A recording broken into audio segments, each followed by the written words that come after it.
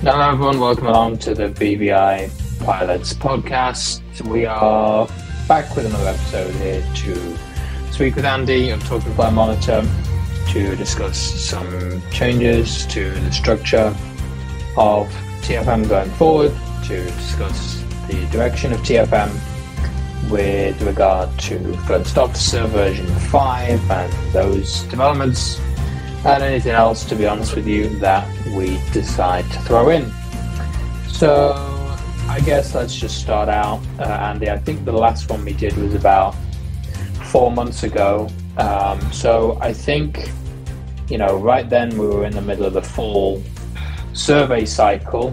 And so I think, in terms of brand new features, there's not been too much in TFM. You can correct me if I'm wrong, but I guess start out with the survey. The fall survey happened. I know uptake wasn't great, so you turned it into a spring survey, right? Yeah, so fall survey turns into a spring survey, partly because, you have end of the year holidays coming up. You have the turn of the year coming up.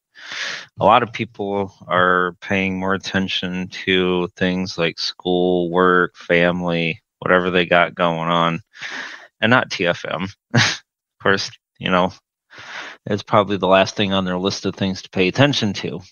So, and amongst a few other things here and again, this fall survey had a pretty bad turnout. And so we decided, let's switch it to after the first of the year, because people are done with their end of the year stuff. And it also gives us a chance to reset and get things back on the right track. So compared to the fall survey and the one before it, this one actually focuses more on concrete things that TFM can do to improve itself rather than, say, super wide scope projects or, in some people's minds, these outlandish ideas that probably will never happen. So we had quite a bit of a better turnout this time than we did the last time, but I know some of the questions were not easy for people to answer because we had to pose some difficult questions to people.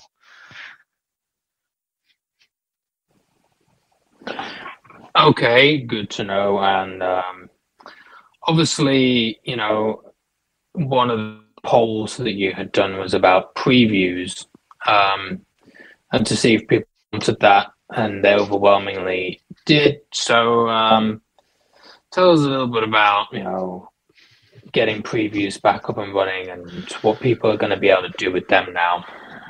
So, so previews were discontinued for a while because we had to upgrade our TFM from .NET 4 to .NET 8.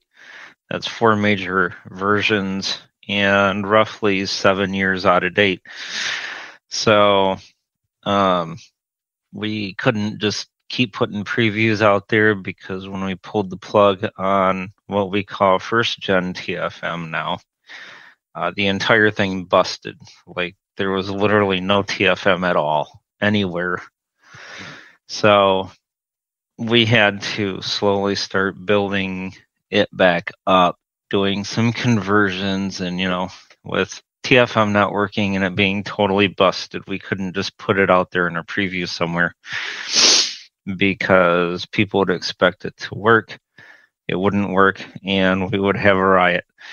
So we decided to pull the plug on it, get it at least up to where people could reliably use it with PMDG 737.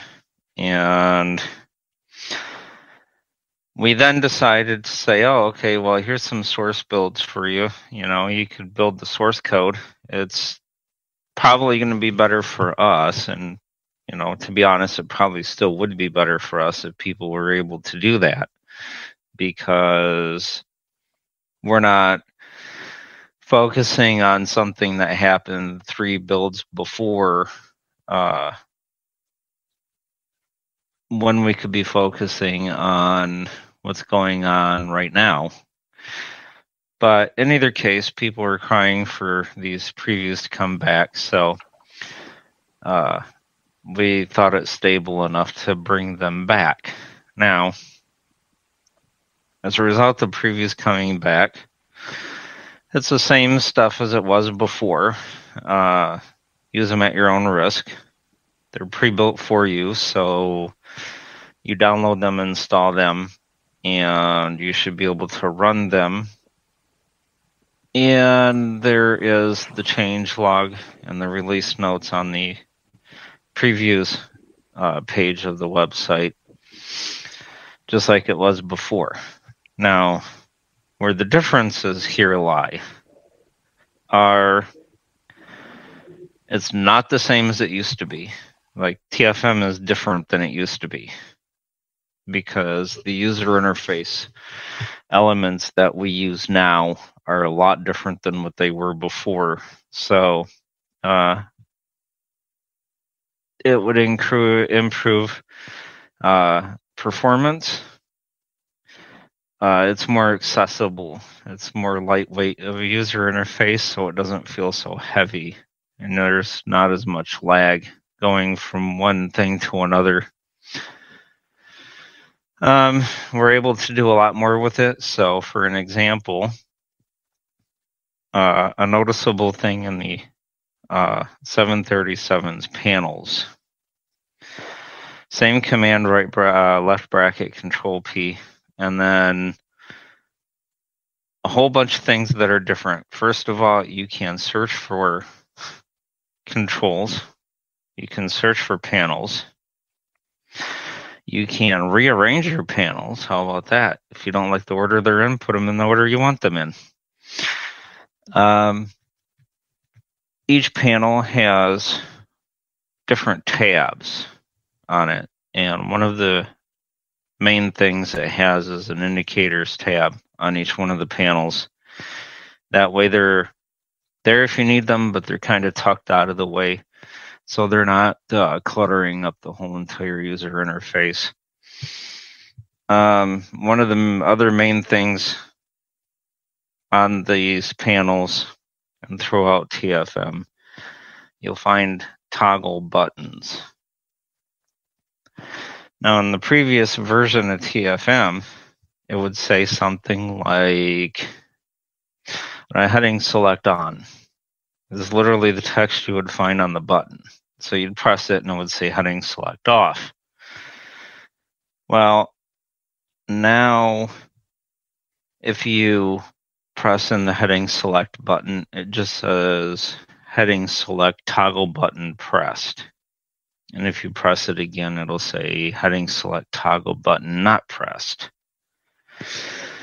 Along with that, for people who can see enough to use colors, when the button is pressed in, it's green background with white text. That way, they press the button in, it's got a green light. You depress it and it returns back to its normal colors. So that's pretty cool. That's a huge improvement, because it's not as verbose as it was, because before you would have like heading select button. It's just toggle button pressed or toggle button not pressed. You don't have the on, off, whatever type of thing. The other noticeable difference is there are some new settings in the current preview. One of them is font size. You can change your font size, and these windows will actually respond to your font size changes. So, for an example, if you're in the FMC, you're like, let's go change the font size because my viewers on YouTube can't see it. Maybe I can't even see it. So you go and you change the font size from 12 to 22. That's going to increase the FMC's window by 10 because, the font sizes say 10% bigger or 10 times bigger. Then the FMC window is going to be 10% or 10 times bigger. You can change the font type because some people, they like to read Times New Roman, or other people like Arial, or some people like Tahoma or whatever. So you can change that to fit whatever you need it to fit. I would probably say those are going to be the main key differences. One of the other things about the FMC is it has a couple of new things on it. One of them is a line select indicator, and it's either going to be an A for alternate or a D for default. And you can also toggle your line select keys in the FMC by pressing Control L from anywhere. It doesn't matter where you are. On the display, in the scratch pad, on one of the FMC buttons, it doesn't make a difference. And we did that because a lot of people were getting stuck trying to figure out how to switch their line select keys because they either didn't remember or the previous version was busted enough that you couldn't really do that right away. So I figured, let's just put a way for people to change it in there and put an indicator in there that lets people know, okay, this is what I'm actually using at the time.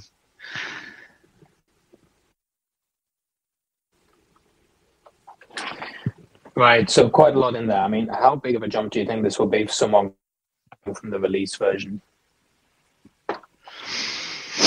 So a noticeable difference, it will be a very noticeable difference. Like I said, it won't look the same, it won't feel the same. I mean, you'll have your familiar key commands, you'll have your familiar dialog boxes, but just opening the FMC, even though it has like a familiar touch to it, it doesn't look the same. It doesn't feel the same. It doesn't respond the same. It's all completely different. The panels are kind of the same way. It has that nice old familiar tree view that's kind of been simplified. But it's a lot different. It's faster, more responsive. It's more lightweight. It's more accessible. It has all those features we talked about a minute ago.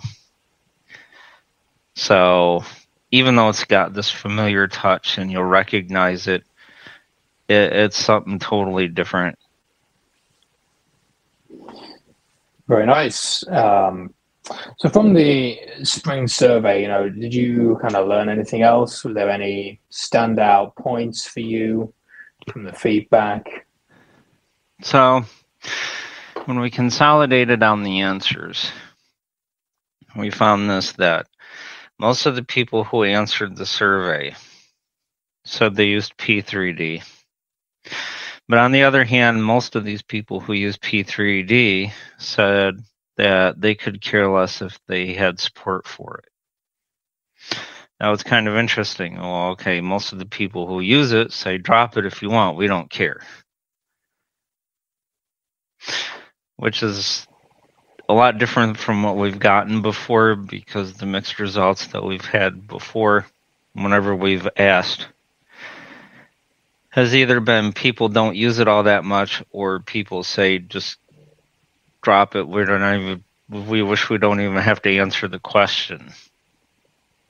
So it's telling us that, in a sense, people are using it probably because they have no other choice.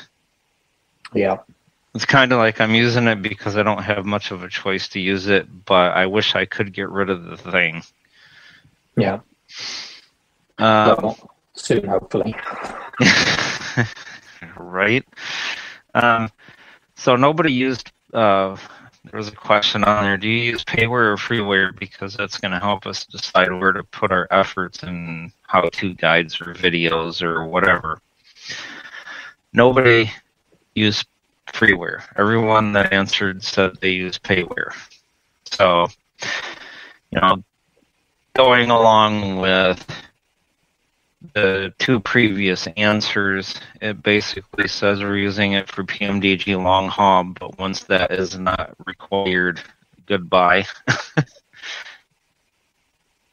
type of thing. And there were several questions on there that dealt with consolidating features. And what we mean by TFM is one of these things right now where it's a keyboard monster. It'll eat up your keys and never give them back. If we had 7,000 keys, we would be happy. But we don't, so we have to figure something out because we're running out and running out fast. So, consolidating features basically says, for an example, the question on there was, the right bracket key gives you current things like current heading, altitude, speed, vertical speed. So would you want us to turn those hotkeys into a single dialog that gave you everything like primary flight display that was updated in real time, or would you rather leave it alone? So those types of questions people answered consolidate. So take the MCPs for the 737, let's say the MCP boxes, merge them into a single dialog box. There's your secondary display. The right bracket keys for current heading, altitude, speed, vertical speed. There's your primary flight display. The nice thing about this on the survey too, people said they would like to have the ILS indicators consolidated onto the primary flight display. So I think we're going to be working on that, freeing up some hotkeys. And there was a couple other random things on there. One of them is a huge thing for people for quite a while. Trim is turned on by default, so TFM will automatically read the trim values by default. That trips up a lot of people and it bothers them. And it has some people for quite a while. So the question on there was, would you rather have the trim value is set to on by default, which means it automatically reads. Would you rather have TFM retain the state that it was last used in, set it to on by default, or set it to off by default? And just about everyone who answered said we want it to retain the state we put it in. Sure. So if we turn it off, then it should stay turned off until we turn it on again, which makes sense.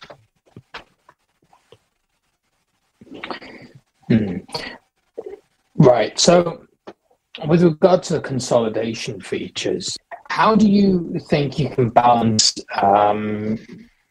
getting things quickly? Because I would envisage if you're in a situation where you're trying to get things quickly and you need to know your altitude and your speed and whatnot, tabbing to a whole other dialogue and then arrowing around that dialogue would take more time than just hitting a key. So how do you tally that with speed? And is this going to be optional, or is this going to be a complete change? So as far as some of those, like the primary flight display and the secondary flight display, it was more of a split response. There wasn't any particular one that ruled out over the other. I think for the primary flight display, the split between consolidator and leave it alone was like it was almost 50-50 split, really. So there may be a point where there is a choice. The thing to keep in mind that we've noticed with current heading or altitude, especially with current altitude and current speed, is it's not always accurate. So if you do right bracket A, by the time you actually get the value, you may be 500 feet higher than you actually were when you requested it. So the primary flight display, in the event that you do use it, is going to be able to keep you in sync with your actual altitude. Or if you haven't noticed, a lot of times, first officer, when you're descending, he'll go down to 7,000, like TFM will say 17,000 feet, and then he'll finally decide to say transition altitude. So it's like there's like a 1,000 foot delay. And my testing, there's maybe a 50-foot delay if you do the primary flight display method of doing things. As far as speed and getting things like right now, it's something we do have to think about. Which is kind of a, it's a little bit of an issue. Like they said, there was a 50-50 split almost. So yeah, no, it's a really interesting debate. One of the things we may end up doing is putting a trial for people to see it in action before we totally flip one way or the other, or decide to let people make their own choice. Okay. But at some point, the thing is they're key commands. We do have to free them up at some point. Yeah. So with regard to the keys and the transference of functionality, Andy. So I guess what do you think? What do you think the keys that are freed up if you went for the primary flight display? What sort of stuff would you be looking to use them for? Do you think? So I don't know as though we would be using them for a whole lot of anything at this point. More or less, it's more for less for people to remember. Because it's easier for someone to remember, okay, I can press right bracket Control P for a primary flight display, or right bracket Control S for a secondary flight display, than say remember 15 different keyboard commands to get 5 different pieces of info. Okay, all right, good to know. So yeah, I think it's a really interesting debate. I'm sure it's one that we'll see within the community. Obviously, there's a split there as shown by the survey and people who responded to it. So I think there's probably pros and cons on both sides, and we've had a lot of discussion recently about first officer as well, and that's something else that has pros and cons on both sides. First officer 5. Probably more cons, but it's okay, I guess. You've been testing First Officer 5 quite a lot, Andy. How would you sum up, the experience? And obviously, there's been discussion about it. Has this made you feel that First Officer within TFM or some form of checklist, is going to be more important going forward? So, yeah, I've been testing 5, I'd say since 5.2 came out, maybe a month or so ago. At first it was pretty shoddy. The accessibility didn't exist. It was worse than First Officer Next or First Officer Pro, for those who are familiar with those. It was worse because the checklist and flows buttons, they had somewhat of a reasonable naming scheme to them, but it was like every word, it was like sentences that labeled these buttons, and there were underlines separating the words. So an example was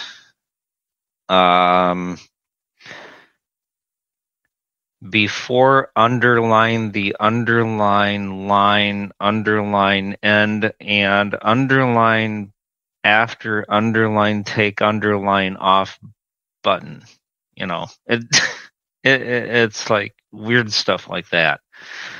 And basically what it was trying to say is this is before the line, and once you are up in the air, it's the after takeoff flow or checklist, which he could have just said that and just plain old words. But so I know he's had this thing where he says Discord is the best place to get him at. And so I think me and Josh hopped onto Discord and started telling him about some of these accessibility issues. And he actually created a thread in the support forum, I believe it is, just for accessibility issues. And ever since we were putting things in there, he's been attentive to them. I thought, since I kind of had a little bit of experience to doing this, but taking these accessibility issues that we have and linking them up to what a sighted person would see or understand out of them. So one of my ideas was, your tab order is busted on the home screen. So what you need to do is you need to load up First Officer, go to the home screen, and press Tab key on your keyboard. Watch the focus. Screen readers are linear, so they read from left to right, top to bottom. And as you track the focus, you'll see where we can get confused. And like 3 hours later, the home screen was fixed. I mean, totally, it's labeled all in words. There's still a few issues with it here and there because the buttons don't change context when you're up in the air versus when you're on the ground. Yeah. But the tab order is fixed. All the buttons are labeled, so it actually says pre-flight flow, pre-flight checklist, before start flow, start engines, after start flow, after start checklist, that type of stuff. The 6 unlabeled buttons on the top left corner, those are labeled now. The flight plan button, just to the right of the home screen button, is more understandable. So he's getting there. Half of the performance page is labeled the way it's supposed to be. When I put in the last couple of things, I put in about settings and the flow editor. For 5.4, I believe he's going to target having the performance page and the flow editor finished when it comes to accessibility. There was a thing in Discord earlier this morning that says the next version, probably 5.4, is going to have 90% of all your issues fixed, since they were reported from 5.3. So, he's making progress. I think, as far as someone who likes to support third-party apps like that, I think it's a good option as long as the bugs stay down to a sensible level. But that really doesn't have much to do with an accessibility point. As far as TFM, I think we're going to go ahead and do a flows and checklist thing. because people want to know that it's going to be accessible out of the box.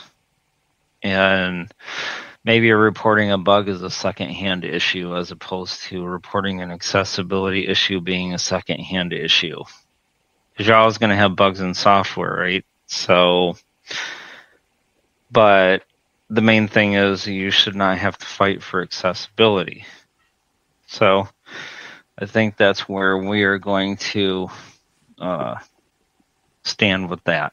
He can keep doing what he wants. And right justification from an accessibility point of view can recommend it, only for the fact that he's on board 100% with these accessibility issues.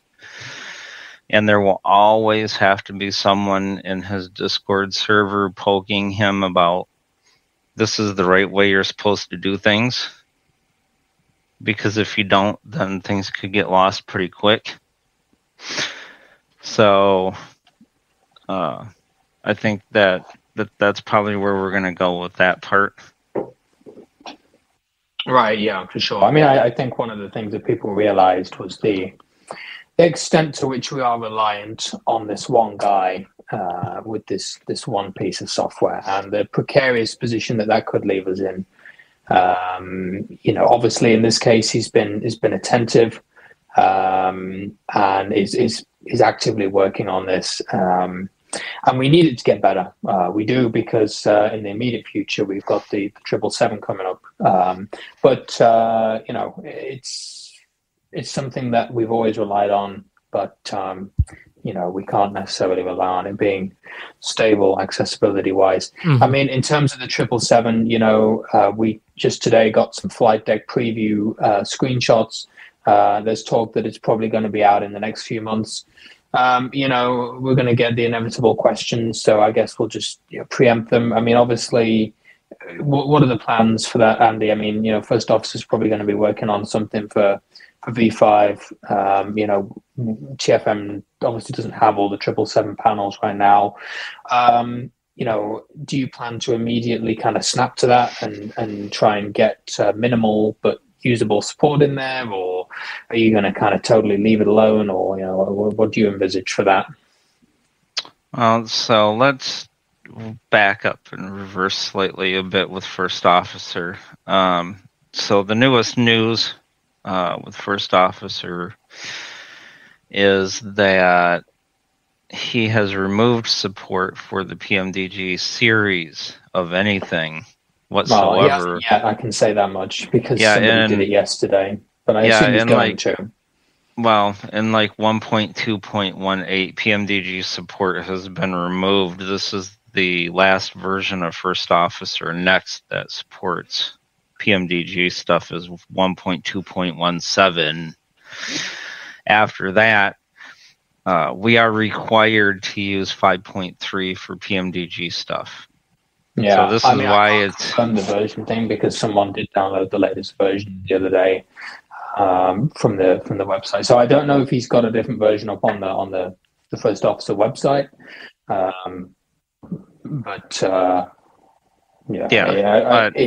think it's a given soon. Maybe you may have difficulties activating it. Yeah, but suffice it to say, he's saying, if you're going to use it with PMDG, you have to use 5. That was straight from his website. If you're going to use it, you have to use it with 5, because the previous versions will no longer support it. So, here again, it puts us in a predicament because the flow editor is buggy. The default flow editor is buggy. Creating your own flows is definitely doable, but it takes a lot of mind bending for a lot of people to even think about how to do that. Yeah. Some people are even having issues saving their flows. I mean, I know Rob's had that issue. It will not save for him, and that bug has been reported. So, people are having significant difficulties still. Yeah, so forwarding back to the 77, I think what we're probably going to do is wait until the 37 is finished before we start on the 77, and then go from there, because doing that will basically give us a good outline of what we need to do and how we need to do it with the 77. And it will also give us a good estimated time to finish, because these panels, like with this new UI that we're using, these panels are pretty quick to come by. So for an example, from nothing whatsoever, I was able to finish the hydraulics panel the other day. I think I have it logged down in about 3 hours, rather than maybe 3 weeks. So it's fast. The APU panel, for an example, is going to take me about 30 minutes. So, yeah, as opposed to maybe a week. The FMC took me a week as opposed to a month, you know. So it gives any idea. It's fast. Mm-hmm. So yeah. I think finishing them up will give me a good idea as to how long it may take for the 77. And it gives someone fully, you know, it gives someone the full, here's your 737 out the door, you know, type of thing, rather than say, oh, well, the 77 came out, let's go over to it now and leave the 37 75% finished for 5 months. That's not fair. So, I mean, do you kind of think, Andy, that there's a possibility that you will be able to outrun PMDG and get the 7.3 to a good point before the triple comes out, or you're anticipating this 7.3 is going to be, you know, another 6 months or something? I don't think I'm not going to be able to outrun them. It may be a little bit after the 77 comes out, because we still have some comms issues to work out with the panels. We have the control stand, the glare shield, the lower forward and the forward to do, and those are pretty huge. So I think maybe a month or two afterwards, if I say an extensive amount of time, I'm probably guessing around June or July.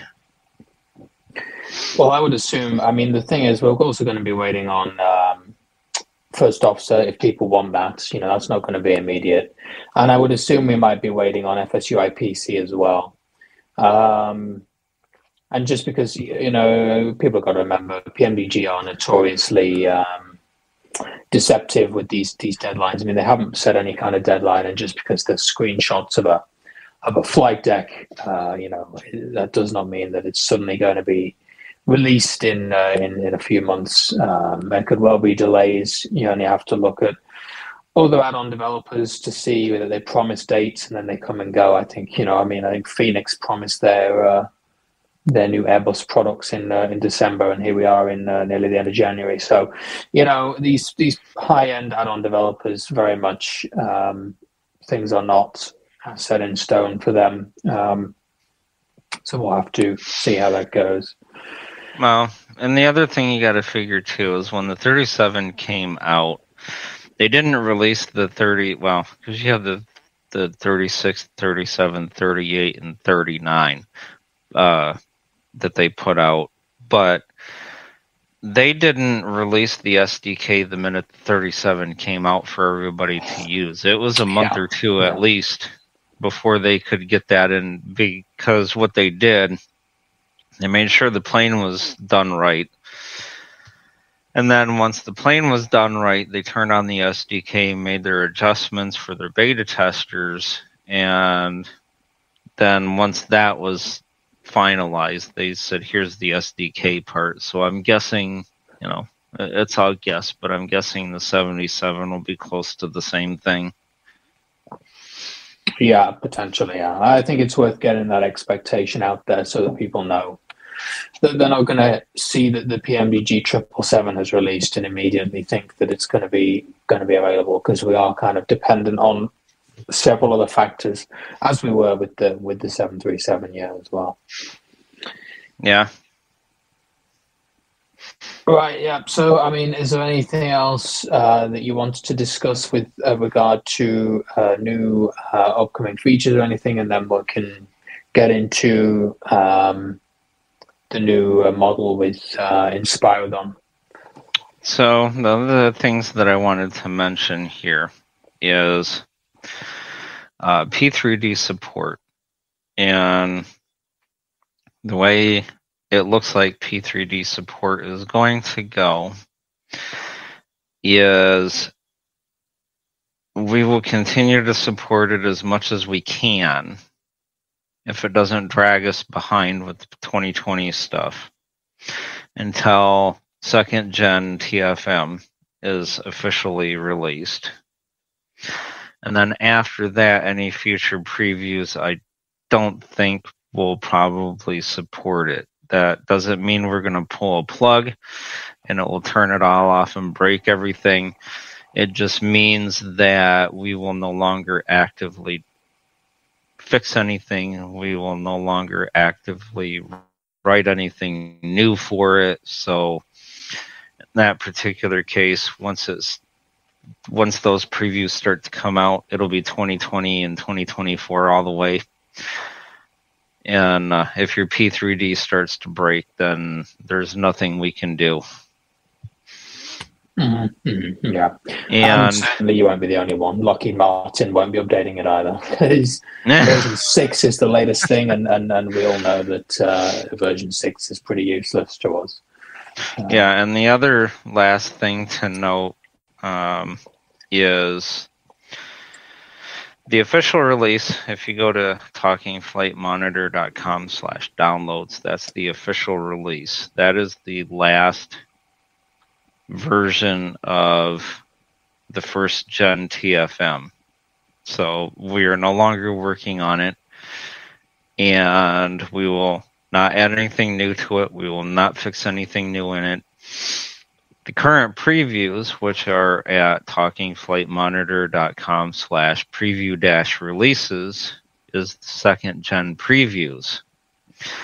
Once those come to a release state, then they will replace the first gen official release. And so at that point, the first gen will be obsolete and will no longer exist.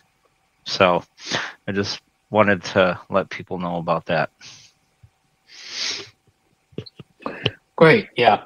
So I guess if you could briefly explain the concept of your new project, Inspiragon, not necessarily to turn the podcast into an Inspiragon discussion, but just so that people have an idea as to what it is and why TFM is also involved.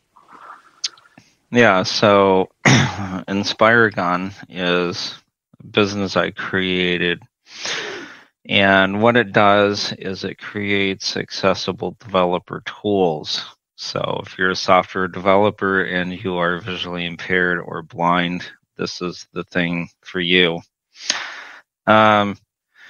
Given that, it also is expanding because this tagline is creating accessible solutions from any angle.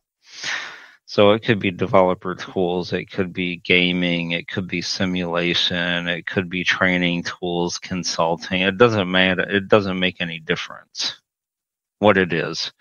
If it's software based, then it can put its hand into it. So how this comes into play is I have been working on that probably for the past, I'd say since maybe October or November, trying to get it up and running. And then as a result, TFM has kind of slowly lagged behind the schedule and lagged behind the times. There was a point at which there was a 4-month gap between commits in the repository. So if it weren't for Inspiragon, actually, TFM would just be left in the dust, because without this partnership, I wouldn't have time for it anymore. So what it is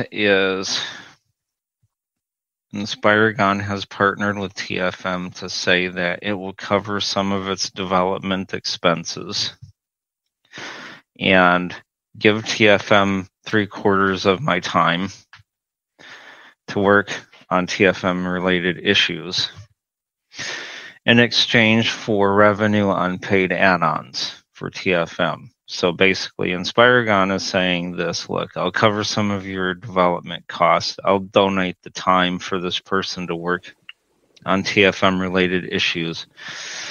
Now, for you to honor your end of the deal, you are going to be required to create paid add-ons, at which point Inspiragon will take 100% of the revenue.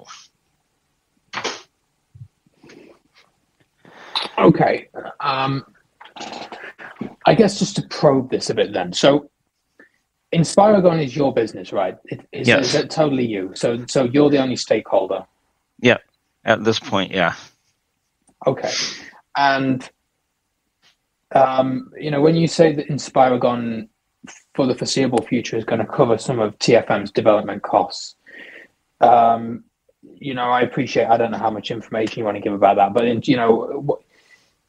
do you have kind of sign-ups to Inspiragon already, that are covering TFM's costs, or is that something that you are kind of just hoping is gonna take shape? So this is how this works. Okay, so Inspiragon has some expenses that it incurs for development costs and platform and infrastructure costs. TFM has the same kind of infrastructure expense or development expense. Right. So if we go one way, and one way is this, that I don't have time for TFM anymore, so it goes 6 months, 9 months, a year without an update, because I have to get my infrastructure out, I have to get my platforms out, I have to get my initial software offering done. So TFM gets left in the dust. Okay. The second option that you have is where there is shared infrastructure and where there is shared expense, then why not share the expense? Why, if it is just me at this point, and in the case of TFM, and it's me and Jason. So if it's just us two, or three in the business's case, with some of the same shared expenses and resources and infrastructure needs and all that stuff, then why not share them? So you share them and you say, okay, this is basically what we're doing. In exchange for these paid add-ons, then I'll work on it if you let me do this. So it's kind of more or less if you were to go out and say, well, I'll do work for you if you pay me. And as a result of paying me, if I have some shared expenses, we could just share in the expense, whatever resources, you and Marshall go partner up with something. Y'all have similar expenses, similar needs. Why not cut them in half? Okay, yeah. So to be clear, this is more about the sharing of resources. So, do you have any plans to essentially divert Inspiragon cash flow into TFM, or is that not what you want to do? You're essentially saying you're sharing resources between the two projects in terms of, development and infrastructure. Well, so in terms of diverting revenue back into TFM, It all depends. It all depends. At this point, we see all of the revenue getting eaten up by expense. Mm-hmm. Mm-hmm. Maybe later on down the road, in the event that revenue does exceed expense on TFM's part, then maybe we can divert a little bit of stuff back into TFM. But it's not likely. Okay.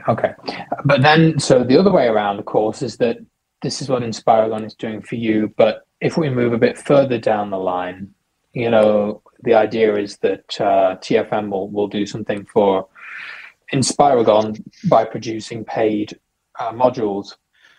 Yeah. So I guess, just tell us a little bit about how you envisage that working, what sort of modules you would be wanting to make for things, and how they're going to kind of insert into the wider vision. Because obviously TFM's always been open source, freely available, anyone can get the whole lot. And they can look at, the entirety of the code. They can do anything they want, really. They can even go and clone it and make some modifications and say, hey, this is a new TFM that I'm going to put on GitHub myself. How does it work with the wider vision of TFM? And I think it's a great idea, by the way. I think, I really think TFM needs to move towards becoming somewhat payware to survive. But yeah. Yeah, and that's the whole point with the Inspiragon thing, is it's basically saying, give me the revenue and I will make sure that it continues. Because I am one person, split between a business that has to put out a software package that could cost people almost $500 a year. That's not easy. It takes a lot of time. And so ultimately, what do you work on? Do you work on something that costs you nothing, or, gives you nothing but costs you everything, or something that gives you something in return for your expense? So that's where I was at the point. But, if there's vested interest in it in terms of money coming back, then there's a viable need to keep it going. As far as how it fits in, so the paid add-ons are going to be private repositories. People are going to only get the executable code, like the .exe or the .dll or whatever it is. They would say drop it into TFM and it would work. Now, the way it's looking is each add-on is going to be a monthly or annual subscription. So you would have a choice. Do you want to pay for it on a monthly basis? Do you want to pay for it on an annual basis? You can upgrade and downgrade. So if there's different levels or tiers to a particular add-on, then you can upgrade and downgrade as you want. And when they become available, when it becomes available to the point where it makes it worth the time and the money, then there will be a bundle or different bundles depending. At this point, it would probably just be an all-in-one bundle where you could pay a monthly or annual fee and get everything. And so the way that these subscriptions would work is it'd be a membership to the website. So you would pay access to the website for a particular add-on or group of add-ons. It would give you access to different resources on the website related to that, like how-to guides, manuals, tutorials, videos, the downloads, whatever. And that gives you access to use the add-on at the same time, typically called the software as a service. It's kind of like what Windows 11 is. You pay for it and sign in with the username, that you bought it with, and for as long as you're renting it, if that's what you decided to do, or you own it, then you can use it. And that's the way that that's going to be. So TFM at some point is going to have settings where you can put in your website username and password, and as you run these add-ons, it will validate whether you can use them or not. Very cool. So what sort of add-ons do you kind of envisage this being? I mean, do you kind of think you're going to turn everything that's in TFM into a module, or are you kind of thinking, well, we're going to leave everything that's there now, and then this will just be for brand new features that turn up going forward? So the initial 3 PMDG, the 37, 77, and 47, will be in TFM Core, as we're going to call it. So that will always be free. Things that we're thinking of that we have on the docket right now are SimBrief, Navigraph support, VATSIM, and support for fly-by-wire when it gets its EFB done. And that's what we have at this point. And of course, there may be some that come on down the line or whatever, but right now that's what we have lined up. Okay. And there's one more I forgot. It would be the flows for the PMDG stuff. So in terms of pricing models,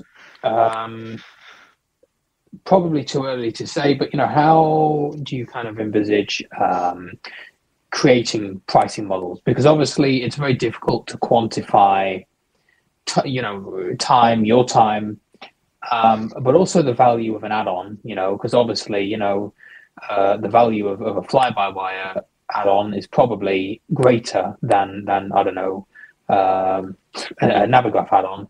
But again, that probably also depends on the user, right? So but how do you kind of plan to calculate the pricing model?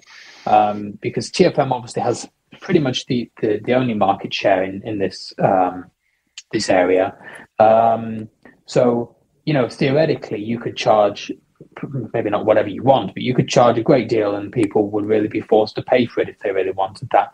So how do you plan on kind of keeping it fair and giving the community the idea that hey guys, this is a fair price and it's based on value?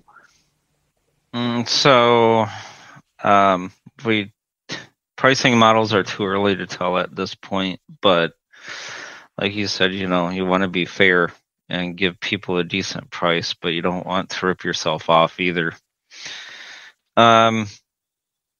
At this point, I'm looking at most of these add-ons being at least a minimum of $10 a month.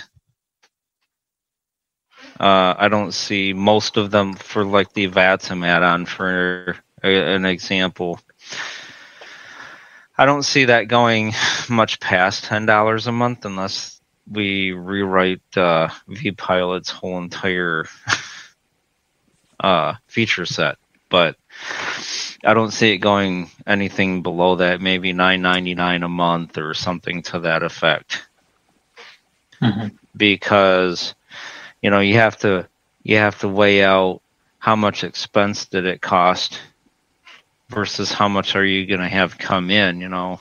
Am I going to be putting out $35 an hour worth of time and research and planning and development cost for an add-on that's going to cost somebody, $2 a month,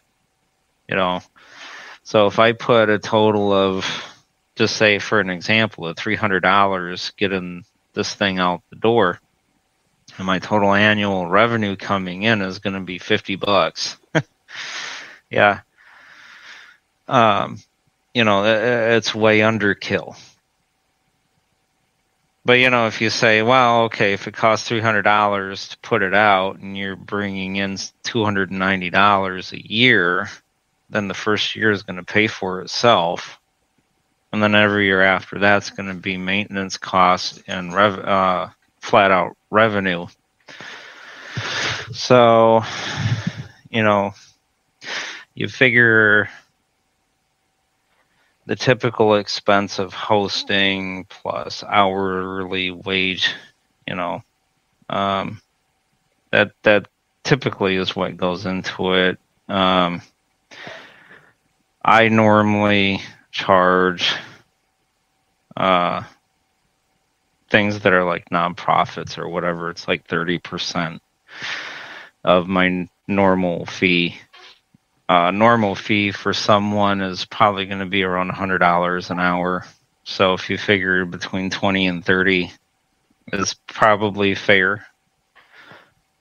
So it's not a direct correlation because you have all these software packages going into the expense pool, going into the revenue pool, getting all mixed and hodgepodged and then put out into a price tag. So I would say for simple points, it shouldn't be any more than $10 a month. One thing I do know is the annual cost will give you 2 months off. So if you have an add-on that costs $120 a year, 10 times 12, then you can be sure it'll be 2 months off, which is $99.99 a year.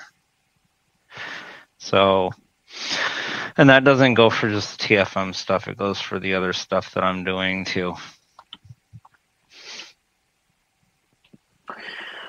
Okay, well, excellent. Yeah, I don't think I really have any more questions. Obviously, we'll talk about pricing models and the modules when we get to that. Do you have anything else you wanted to add? I don't have anything else. Are we going to cover questions at some point, or did we do all that already? We've worked all the questions in to the flow. Oh, okay. The interview. There's no particular questions.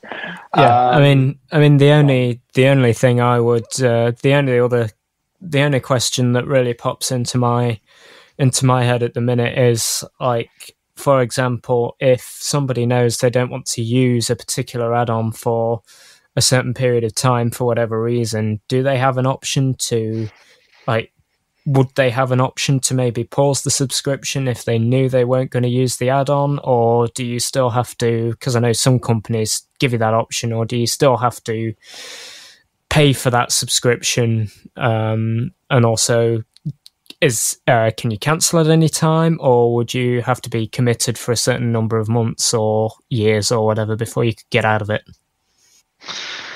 So the pausing idea, we're actually looking into the pausing idea. I know over here in the United States it's not used all that often, because in theory somebody could go pause it for a week, pause it for 2 weeks, pause it for a month, pause it for 2 days. You get the idea. It's really super highly unstable. Because it's like, oh, okay, well, I get a 14-day trial. I'm going to need it for, say, an additional 2 days. So I'll unpause it for 2 days. Then I'll never need it again, so I'll just cancel it out, and then I'm done. And so what is it worth to the company that put all their time and effort into something, especially Navigraph or SimBrief or Fly-by-Wire?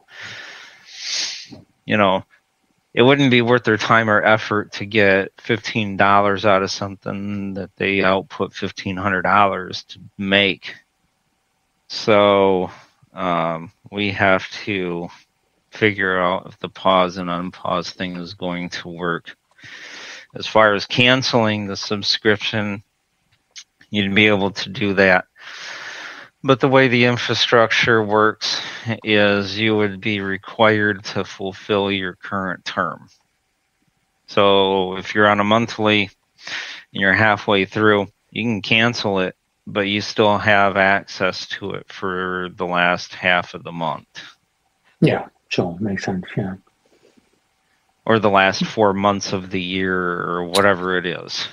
Yeah. I mean, if you pay for a month, then that's what you get, and if Yeah, you if you choose pay for to a pay on a month- month subscription, then that's what Yeah. you're committing to. So Yeah, you pay for a month, you get a of month. course. You pay for a year, you get a year. Yeah, but you, obviously you can get out of it if, for example, you're looking at your finances and you're thinking, oh, I'm really hard up this next couple months. Unfortunately, I'm going to have to lay flying aside or whatever. You can get out if you're paying for the monthly. No, yeah, if you do it on a well, monthly. or the If year. you do it on a yearly, then you've already paid. Yeah. Well, I was going to say, if you have an add-on that costs you $180 a year and you just paid for it, and you're like, well, no, wait a minute, I need that money for rent. Yeah, of course. Then and it's you've backed yourself into a corner. It's done. It's too late. Yeah, you can't get out of it. Yeah. But those were the only couple things I was really thinking of. I think that you've covered everything else that I could have possibly thought of. Yeah, I mean, for those who use Pilot Edge, it's a very similar thing, right? You can choose your annual subscription, you can choose your monthly subscription. Pilot Edge is quite a unique thing, so a lot of people just decide, hey, I'm going to pay for a month, I'm going to have some fun, and then I'm not going to touch it for a little while, So it really depends. And maybe people will do that with certain add-ons. Maybe they'll say, I don't use VATSIM all the time. I'm just going to pay for VATSIM, this month. But some of the other ones, like the PMDG, sorry, not PMDG, we have PMDG in there, the fly-by-wire or something, they say, well, okay, I'm going to pay for this for a year because I use this all the time. It really depends. So I would assume you'll be able to kind of buy things individually and, decide on an individual basis, okay, I want this one for a month or I want this one for a year or whatever. Yep.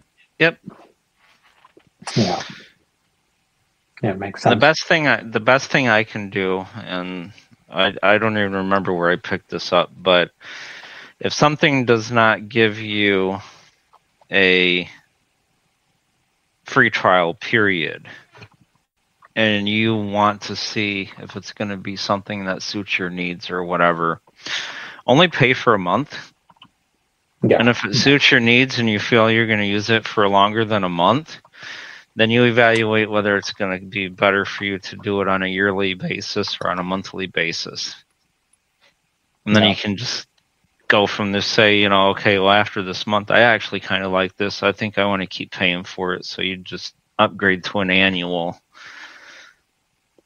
rather than, say, commit to an annual and then, say, 4 days later, this isn't really what I was looking for. I don't know if this is really what I want to do. I don't know if I should have done that.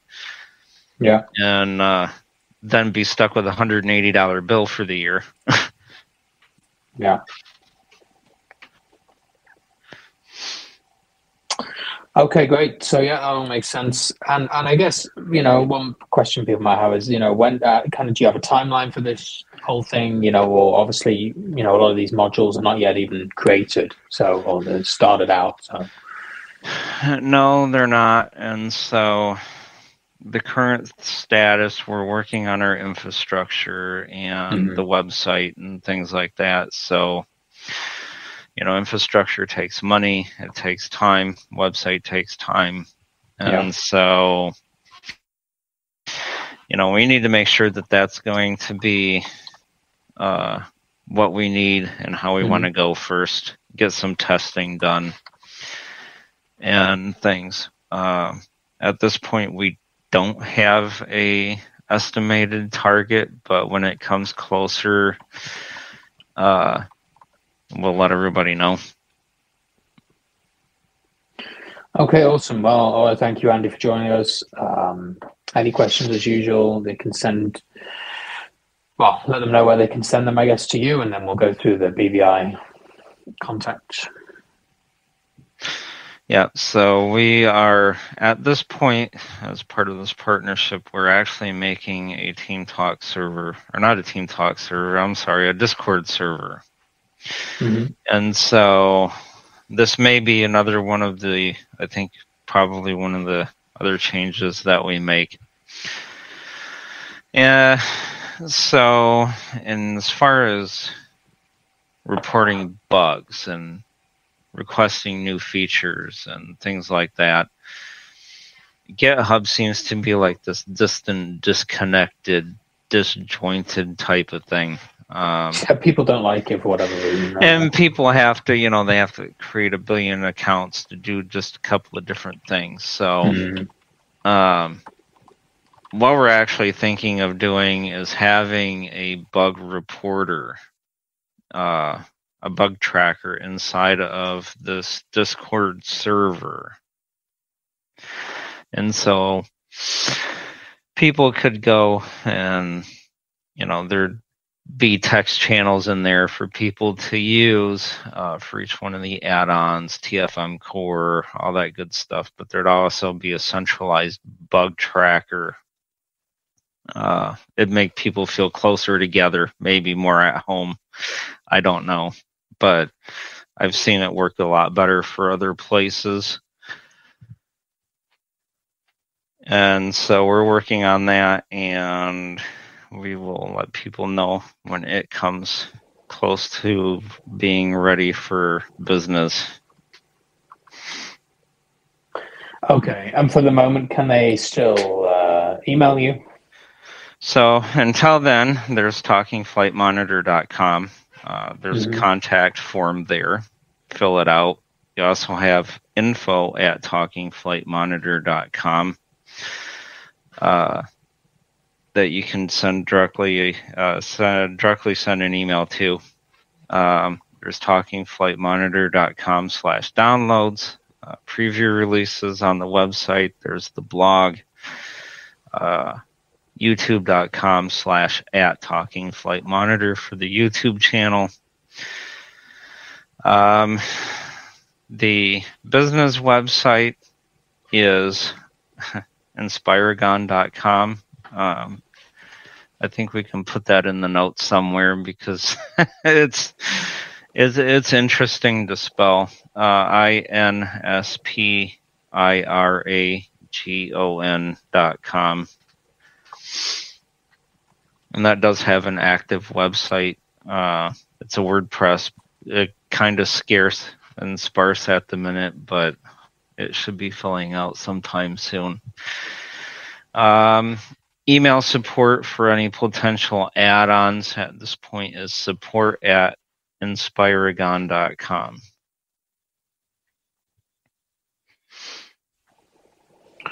Okay, good to know. And yeah, we can put that in the notes. So yeah, you can contact us through bvipilots.net's contact form. You can send emails to, I believe it's bvipilotspodcast@gmail.com. You can use my personal flight sim address, which is blindflightsimmer44@gmail.com. Or, of course, you can use any of the WhatsApp groups that we have, the BVI Pilots email list. There's a ton of different places. So you can get hold of us.